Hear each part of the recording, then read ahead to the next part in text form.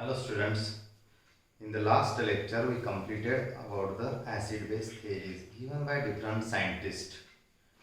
आज आपण पाहणार आहोत एक अत्यंत महत्त्वाची गोष्ट आणि आजपासून खऱ्या अर्थाने याचा टेक्निकल पॉइंट्स टेक्निकल डिस्कशन या चॅप्टरचं आजपासून खऱ्या अर्थानं चालू होणार आहे आणि खूप मजा येणार आहे. क्रिटिकल आहे, सोपं होणार आहे, खूप काळजीपूर्वक ऐकायचं आहे, न्यूमरिकलसाठी खूप कामात पडणार आहे. एक गंमत आता मी सांगणार आहोत जी की खूप महत्त्वाची, बऱ्याच वेळा बोर्ड पेपरमध्ये विचारलेला प्रश्न आहे आणि इन्फॉर्मेशन म्हणून तर खूपच महत्त्वाचा प्रश्न आहे. बघा, आपण लास्ट पिरियडमध्ये बघितलं Lowry and Bronsted theory, Arrhenius theory, Lewis theory of acid and bases. एक गोष्ट आपण ब्रॉन्स्टेड आणि लॉरी थिअरी शिकत असताना काही रिॲक्शन्स बघितल्या. त्या रिॲक्शनच्या मध्ये एक दोन गोष्ट अशी कॉन्ट्रावर्सी आपल्याला लक्षात आली असावी, मला असं वाटते. तीच गोष्ट पकडून आजचा टॉपिक आहे आपल्या सिलेबसमधला amphoteric nature of water.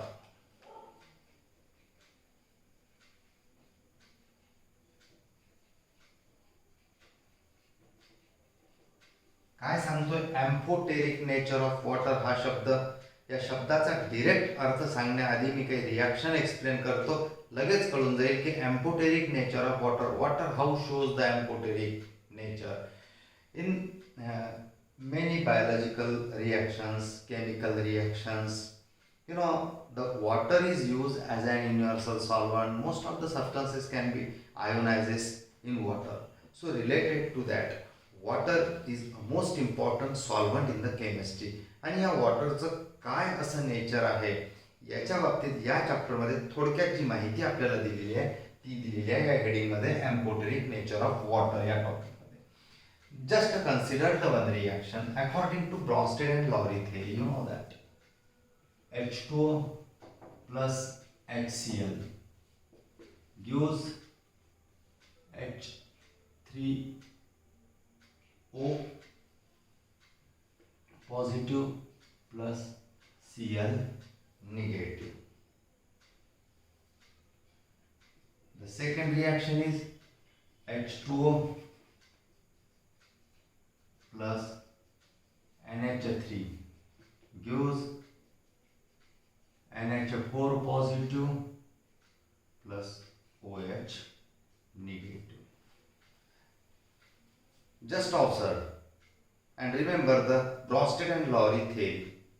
You know that in this reaction H2O combine with HCl and gives H3O positive and Cl negative. You observe that here HCl donate proton to H2 and that's why H2O become H3O. So in this reaction H2O act as an proton acceptor, and according to Bronsted and Lowry theory, proton acceptor are the bases. HCl act as an acid. Don't worry, me conjugate acid base pair आता काही परत explain करणार नाही. Just in second reaction, what you observe, H2O when react with NH3, it gives NH4 positive and OH negative. What you observe in this reaction, NH3 accept the proton from H2 and that's why NH3 become NH4. Listen. See here.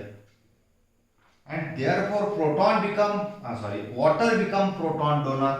या ठिकाणी H2O नी आपल्याकडचा एक H NH3 ला दिला आणि OH उरला. हा माहिती आहे तुम्हाला, कॉन्जुगेट बेस आहे. असू दे, ते नाही बोलला. मग या ठिकाणी या रिएक्शन मध्ये तुम्हाला H2O चं नेचर काय दिसतंय according to definition of Bronsted and lorry?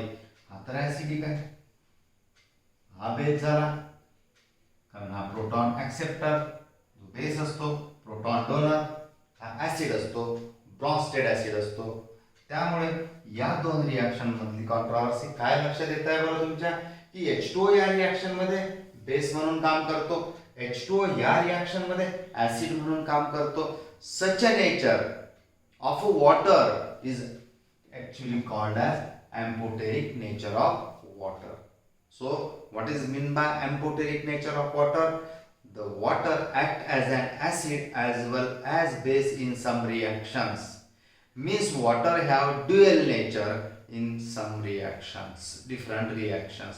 So when water act as an acid and when water act as an base, just remember, हा केव्हा असा आपलं नेचर बदलत सरड्यासारखा रंग बदलत असेल.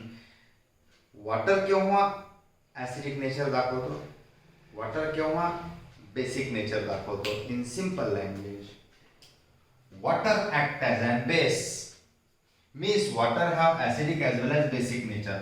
H2O हा ऍसिडिक पण आहे आणि बेसिक पण आहे, परंतु वॉटरचं ऍसिडिक नेचर त्या रिॲक्शन मध्ये केव्हा उजागर होते, केव्हा बाहेर पडते त्या रिॲक्शन मध्ये, तो ऍसिडिक म्हणून केव्हा काम करतो आणि एखाद्या रिॲक्शन मध्ये तोच वॉटर मॉलिक्यूल बेस म्हणून कसा काम करतो किंवा केव्हा कोणत्या मॉलिक्यूल सोबत तो बेस म्हणून काम करतो याच्याविषयी थोडक्यात माहिती आपल्याला, आणि मग हा टॉपिक संपून जाईल. बघा काय सांगतोय मी तर, H2O act in this reaction as a base. You know, water have dual nature. It act as an acid. तो ऍसिड म्हणूनही काम करू शकतो, तो बेस म्हणूनही काम करू शकतो. तर मग या रिएक्शन मध्ये H2O बेसिक नेचरचा आहे, हा बेस म्हणून काम करतो. याचं रिझन आहे की HCl is a stronger acid than H2O. या दोघांचं जर कम्पेअर केलं तर H2O आणि HCl माहित नाही कोणत्या नेचरचे आहे. आपण म्हटलं की नाही H2O तर ऍसिडिक नेचरचा आहे, काय सांगितलं होतं तुम्ही आधी, HCl पण ऍसिडिक नेचरचा आहे. How it is possible. पण ही रिएक्शन तर फॉरवर्ड झाली, ही रिएक्शन कंप्लीट होत सॉरी फॉरवर्ड रिएक्शन इथं घडून राहिली. तर मग फॉरवर्ड रिएक्शन घडत असताना या ठिकाणी HCl ऍसिड आहे, H2O ऍसिड आहे. नो, जर रिएक्शन कंप्लीटच झाली नसती, या ठिकाणी ती फॉरवर्ड डिरेक्शननी गेली, कंप्लीट नाही फॉरवर्ड डिरेक्शननी गेली, तर या रिएक्शन मध्ये एक जण प्रोटॉन डोनर आहे, एक जण प्रोटॉन ऍक्सेप्टर आहे. या ठिकाणी H2O नी प्रोटॉन ऍक्सेप्ट केला, HCl नी प्रोटॉन डोनेट केला. तर असं का घडलं, तर HCl चं स्ट्रेंथ H2O पेक्षा ऍसिड असण्याची स्ट्रेंथ ही जास्त असते. Acidic strength of HCl is more than that of the acidic strength of H2O. So in such a reaction, whenever the H2O is combined with such an acid which is stronger than water, in that reaction water act as an base. So therefore water in this reaction act as an base. इथं बघू आपण, तुम्हाला माहित आहे की water acidic म्हणूनही काम करते काही रिएक्शन मध्ये, बेस म्हणूनही काम करते काही रिएक्शन मध्ये. या रिएक्शन मध्ये काय घडत आहे की ammonia will react with H2O, तर proton will be donated by H2O to the NH3 and get converted into ammonium ion and hydroxide. या रिएक्शन मध्ये तर मग आता H2O ने प्रोटॉन डोनेट केला. या ठिकाणी तुम्ही मी काय सांगितलं नाही की अमोनियाचा बेस आहे माहिती आहे, मग H2O तर पण बेस आहे. या रिएक्शन मध्ये काय झालं असं, तर या ठिकाणी आपण ऑब्झर्व केलं फॉरवर्ड डिरेक्शनने तर H2O proton donor, NH3 proton acceptor. तर जो प्रोटॉन ऍक्सेप्टर असतो तो बेस असतो. ठीक आहे, हा बेस आहे, आधी माहित होतं, आता कळलं.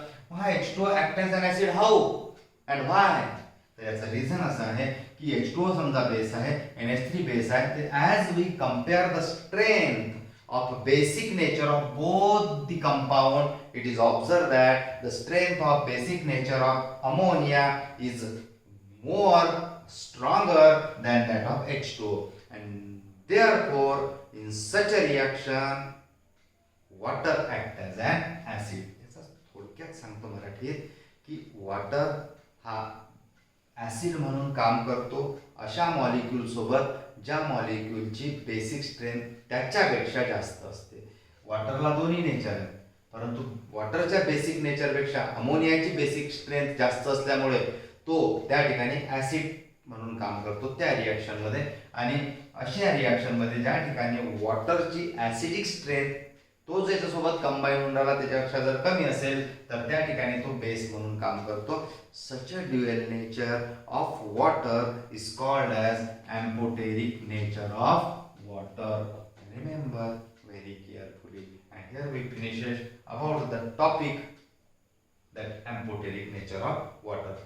नाव दुसरा टेक्निकल पॉइंट या चॅप्टरचा जो की व्हेरी इंटरेस्टिंग, न्यूमरिकल मध्ये त्याचंच जास्त काम पडणार आहे. या चॅप्टर मध्ये जेवढे न्यूमरिकल असतील त्या सगळ्या न्यूमरिकल मध्ये याचं काम पडणार आहे. असा टॉपिक आता मी चालू करतो. Ionisation of acid and base. Ionisation of acid and base. Ionisation of acid and base. second technical point of this chapter, ionization of acid and base. Listen carefully.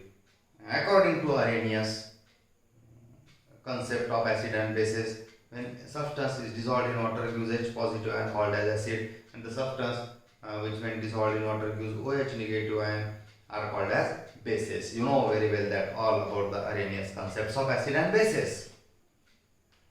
So this concept we put forward to explain the ionization of acid and bases. Listen.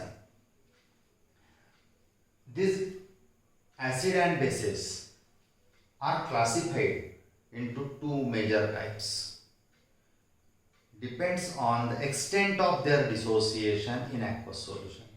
Depend on extent of dissociation with water. So how it can be? So depend on the extent of dissociation of that acid and bases in water, they are classified as strong acid and weak acid, strong base and weak base.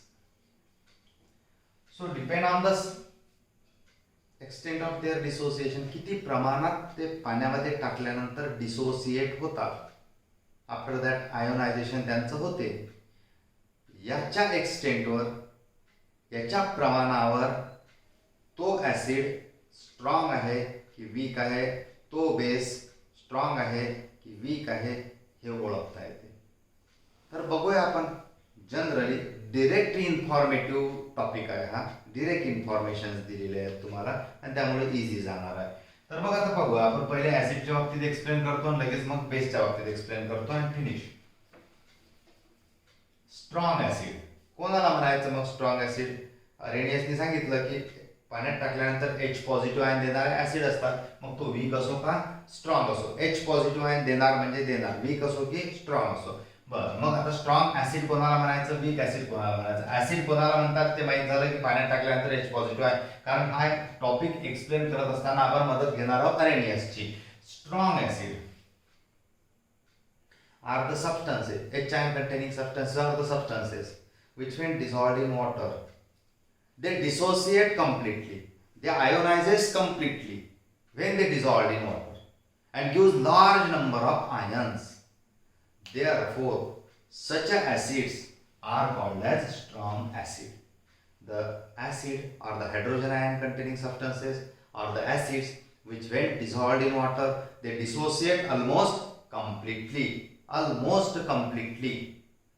and gives large number of H ion called as strong acid. For example, perchloric acid, HClO4, HCl, HNO3, H2SO4, etc. These are the most typical, you know all of that. HI, HBr. So these, remember this list. बिल्कुल remember करायची. HClO4, HCl, HNO3, perchloric acid, hydrochloric acid, nitric acid, sulphuric acid, hydroiodic acid, hydrochloric acid, हे सगळेच्या सगळे पाण्यात जर टाकले तुम्ही तर तुम्हाला असं आढळणार आहे की त्यांचं कंप्लीट डिसोसिएशन होते. रिमेंबर, त्यांचं कंप्लीट डिसोसिएशन होते आणि म्हणून त्यांना म्हणायचं स्ट्रॉंग ऍसिड. म्हणजे थोडक्यात तर मी सांगेल तुम्हाला की ही डेफिनेशनच आहे. The substance the hydrogen ion containing substances which when dissolved in water they dissociate almost completely and produces large number of ions, H positive ion, called as strong acid. ही झाली पहिली डेफिनेशन. हे झालं दुसरं एक्झाम्पल्स. तिसरी गोष्ट पहा मी काय सांगतो स्ट्रॉंगच्या बाबतीतली. As they dissociate almost completely, the dissociation is indicated by single headed arrow between the dissociated and undissociated. फार कमी राहणार म्हणजे निग्लिजिबल राहणार. त्यामुळे their dissociation means their ionization is indicated by single headed arrow. Let's we consider one example, HCl. When dissolved in water, पाण्यात टाकलं, complete ionisation झालं. Complete ionisation म्हणजे 100 मोल घेतले, 100 मोल आयोनाइज झाले, तसे 99 पर्यंत, पण आपण 100 पकडू. त्यामुळे यांचं डिसोसिएटेड मॉलिक्यूल मध्ये आणि या मॉलिक्यूल मध्ये रिलेशन जे दाखवलं आपण, रिॲक्शन्स जी दाखवली ती या सिंगल हेडेड एरोने दाखवतात. या सिंगल हेडेड एरोचा अर्थ आयोनिक इक्विलिब्रिया चॅप्टर मध्ये अत्यंत महत्वाचा आहे. याला म्हणतात कंप्लीट आयोनायझेशन झालं. या सबस्टन्सचं कंप्लीट आयोनायझेशन झालं. As the HCl ionizes or in general, as the strong acid ionizes completely, here we cannot apply the law of mass action. We cannot find out the dissociation constant. हे दोन शब्द नंतर कळतीलच तुम्हाला काय असतं. यांचा आपण law of mass action apply not apply करू शकत नाही या डिसोसिएशनला, कारण हे कंप्लीट डिसोसिएशन आहे. आणि पाचवा मुद्दा, we cannot find out its dissociation constant value K calculate करू शकत नाही, कारण या ठिकाणी इक्विलिब्रियाच एस्टॅब्लिश झाले नाही. ते नंतरची गोष्ट. राहू द्या स्ट्रॉंग ऍसिडच्या बाबतीतलं काय. इतक्यापैकी जर तुम्ही मला म्हटलं की आम्ही फोकस कशावर करायचं, एक्झाम्पल्स आणि हे सिंगल हेडेड एरोनी याचं डिसोसिएशन दाखवतो, याला आपण लॉ ऑफ मास ऍक्शन लावू शकत नाही, म्हणजे याचा डिसोसिएशन कॉन्स्टंट कॅल्क्युलेट करू शकत नाही. एका सिंगल लँग्वेज मध्ये आपण याचं पंक्ती लक्षात ठेवू शकतो. Second is the weak acid. What are weak acids? Weak acids are those substances, also they contain HI, no doubt, they contain HI, no doubt. Those substances which when dissolved in water they dissociate to a very small extent, and produces few number of ions, or we say that few number of H positive ions are called as weak acid. Sangu definition: weak acid are those substances which when dissolved in water they dissociate to a very small extent and produces few number of H positive ion. Example, पहिली definition, दूसरा example, weak acidचं HCl, CH3COOH, acetic acid, HCOO4, formic acid, etc. As they are weak, their dissociation is indicated by double-headed arrow. Means they establish the equilibrium between the dissociated and undissociated molecule. Remember, this is reversible process. एक example घेऊ. CH3COOH पाण्यात टाकला काय होईल? Ionise होईल. CH3COO आणि acetate ion आणि H positive ion देईल. पण लगेच this H positive ion have greater affinity for acetate ion and they become reverse. एकत्र येतात, काही मॉलिक्यूल परत वापस येऊन त्याचा अनडिसो CH3COOH मॉलिक्यूल मध्ये कन्वर्ट होतो. काय झालं या ठिकाणी? या ठिकाणी समजा एक्झाम्पल, लेटेस्ट सपोज म्हणतोय आम्ही की समजा याचे 100 मोल आपण घेतले, पाण्यात टाकले, याचे 15 मोल डिसोसिएट झाले, फक्त 15 मोल, बाकीचे रिव्हर्स येऊन डबल. शिल्लक किती राहिले? 100 मायनस 15, 85 शिल्लक राहिले. ऍसिटिक ऍसिड होते किती? इनिशियली 100, पाण्यात टाकल्यानंतर 100 मोलचे किती मोल आयोनाइज झाले? 15 समजा. एक्झाम्पल घेतलं 15, शिल्लक किती राहिले? 100 मायनस 15, 85. मग आता हे यांना therefore they produces few number of HI. याचे आपण टाकले होते 100, आपल्याला भेटले होते 100, या ठिकाणी टाकले 100, या ठिकाणी भेटले 15, म्हणजे याचं डिसोसिएशन कमी प्रमाणात झालं आणि कमी आयन्स भेटले. त्यामुळे असे जे ऍसिड्स केमिस्ट्रीमध्ये असतील की जे पाण्यात टाकल्यानंतर फ्यू आयन देतात, त्यांचं डिसोसिएशन व्हेरी स्मॉल एक्सटेंट असते, त्यांना म्हणून टाका ना तुम्ही वीक ऍसिड, त्यांना वीक ऍसिड म्हणून टाकायचं. Therefore this are some example. आता या ठिकाणी आपण ही जी डबल हेडेड एरो दाखवला याला म्हणतात इक्विलिब्रिया एस्टॅब्लिश झाली. Equilibrium will be established between the dissociated and undissociated molecule, जे की डिसोसिएशन इथं फॉर्म होत नाही, याच्यात होते, आणि म्हणून याला आपण law of mass action apply करू शकतो. जिथं कुठे इक्विलिब्रियम एस्टॅब्लिश झालेलं असते त्या ठिकाणी आपल्याला लॉ ऑफ मास ऍक्शन लावता येते. अँड दॅट्स व्हाय अल्टिमेटली या ठिकाणी आपण याचा डिसोसिएशन कॉन्स्टंट व्हॅल्यू कॅल्क्युलेट करू शकतो. Yes, we find out the dissociation constant value.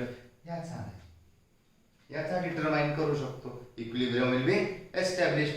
There is a equilibrium is established. We apply the law of mass action.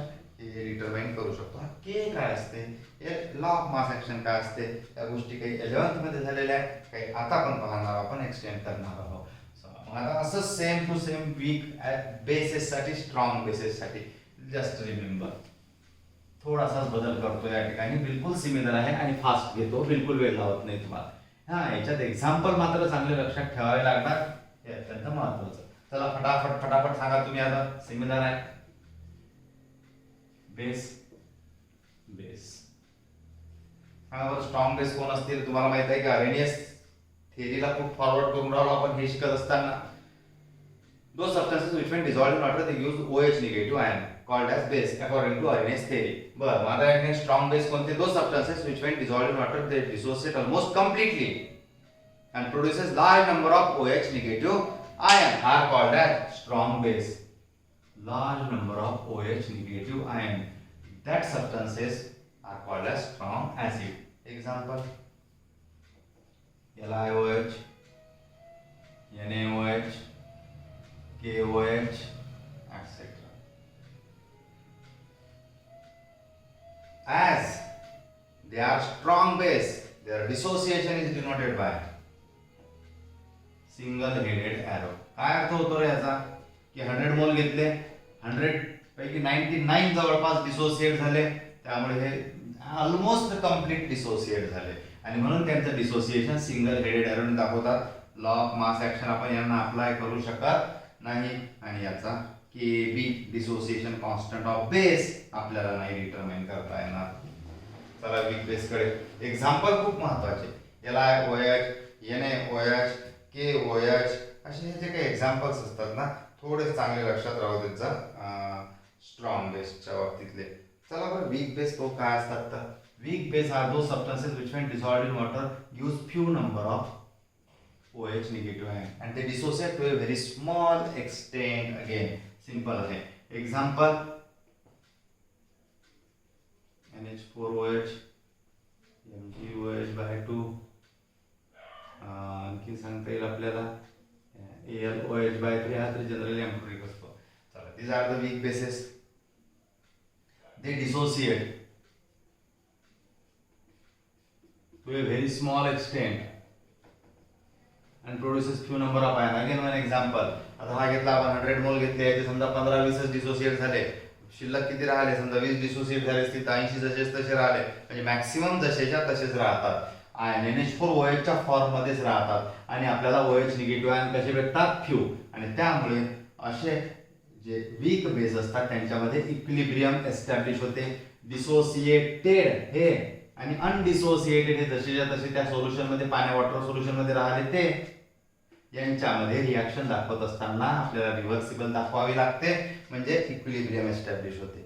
आणि म्हणून या ठिकाणी आपण law of mass action apply करता येतो. याचा केबी म्हणजे dissociation constant of weak base कसा काढायचा लगेच स्टार्ट करणार मी, हा डिटरमाइन करता येतो. सो एक्झाम्पल्स आणि डेफिनेशन्स आणि ही थोडीशी इन्फॉर्मेशन जर तुमच्याकडे असेल तर तुम्हाला न्यूमेरिकल सोडवत असताना हे बेस आहे न्यूमेरिकलचं लगेच चालू होणार आहे, नेक्स्ट लेक्चर मध्ये आपल्या कामात पडणार आहे. So listen, remember carefully and now we start the next topic of this chapter, that is dissociation constant. याच्यामध्ये काही एक्झाम्पल्स आहेत. FeOH/3, CuOH/2, जनरली MgOH/2 राहू द्या. आता आपल्याला चालू करायचं आहे डिसोसिएशन. आणखीन एक टेक्निकल मुद्दा या चॅप्टरचा आणि आजच्या लेक्चरचा शेवटचा मुद्दा, डिसोसिएशन कॉन्स्टंट, जो की आपण या ठिकाणी 2 वेळा वापरला होता शब्द. Dissociation constant of weak acid and weak base means we say weak electrolyte. आता हे काय असते?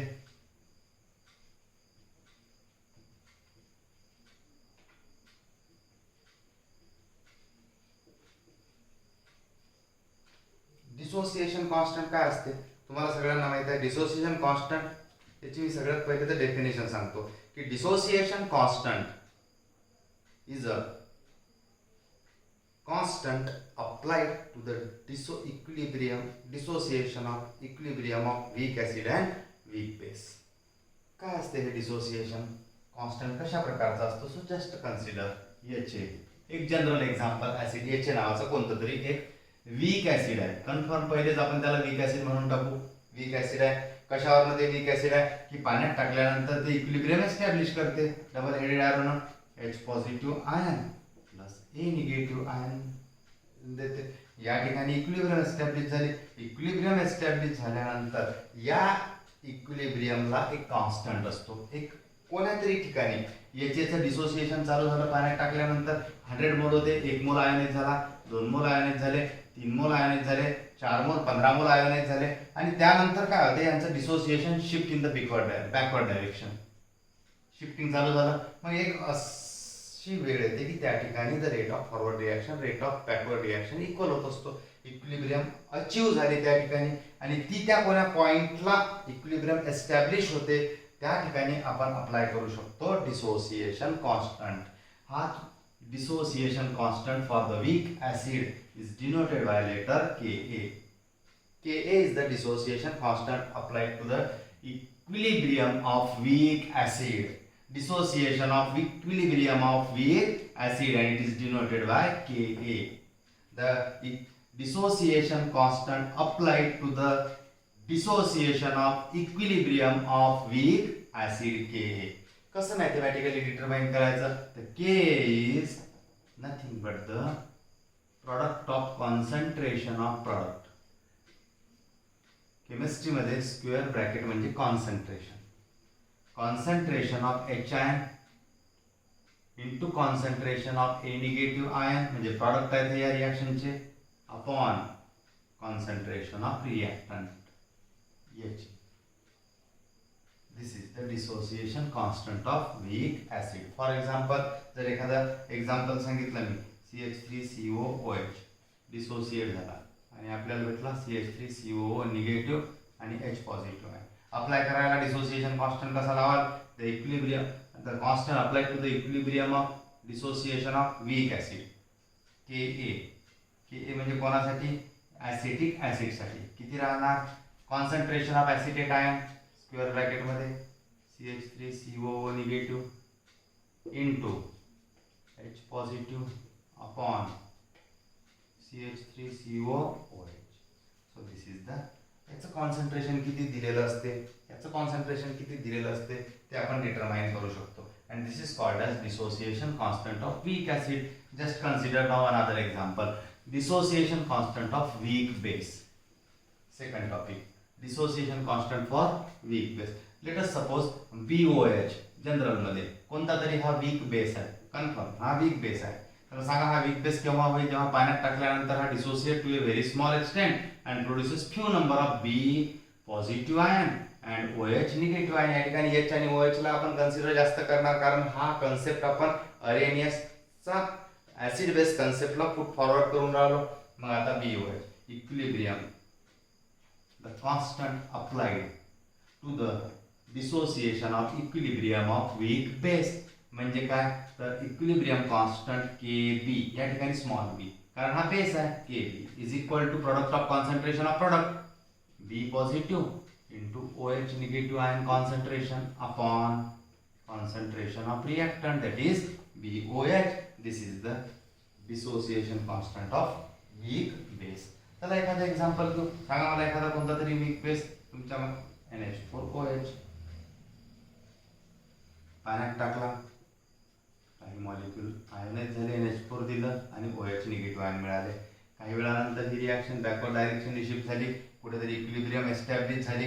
इक्विलिब्रियम एस्टॅब्लिश झाल्यानंतर याचा कॉन्स्टंट आपल्याला एखाद्या ठिकाणी काढता येतो आणि तो कॉन्स्टंट दाखवतो आपण Kb is equal to NH4 positive ion into OH negative ion upon concentration of NH4OH. हे या रिॲक्शनचं. त्यामुळे आता याच्यानंतर काही न्यूमरिकल्स राहतात. एक टॉपिक आहे त्यानंतर न्यूमरिकल्स आहेत. एक डेरिवेशन बघणार नेक्स्ट पिरियडला आपण. आणि या ठिकाणी आपल्याला या रिॲक्शन्सची या इक्वेशन्सची आपल्याला मदत होणार आहे न्यूमरिकल सोडवताना, डेरिवेशन सोडवताना. So thank you. हे सगळं तुम्ही बारकाईनं ऐकल्याबद्दल याच्यानंतर याच्यावर थोडेसे रिमाइंड करा, रिवाईज करा आणि लिहून बघा, वाचून बघा. काही अडचणी असल्या तर मला विचारा. Thank you very much.